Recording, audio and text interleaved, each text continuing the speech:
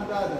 আল্লাহ সুবহানাহু ওয়া তাআলার কোনো সন্তান নেই, তার কোনো শরীক নেই, তার কোনো সমকক্ষ কেউ নেই। আল্লাহ সুবহানাহু ওয়া তাআলা বলছেন ওয়া জাআলুল মালাইকাতাল্লাযীনা হুম ইবাদুর রহমানি ইনাসান আশাহিদু খালাকাকুম সাতুকতাবু শাহাদাতুকুম ওয়া ইউসালুন। আল্লাহ সুবহানাহু ওয়া তাআলা অন্য একটা আয়াতে বলছেন আম খালাকনাল মালাইকাতা ইনাসান।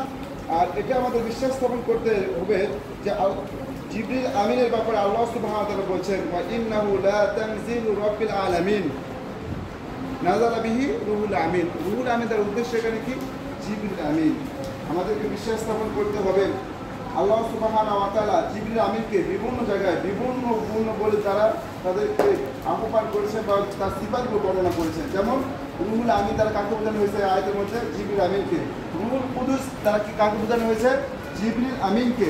ওয়া আন্নাহু শাদীদুল কুওয়া, শাদীদুল কুওয়া তারা কাকে বোঝানো হয়েছে? জিবরিল আমিনকে। বুঝা গেছে? ওয়া আন্নাহু জামিউল জাহির ওয়াল বাতিন, আর সবচেয়ে বাহ্যিক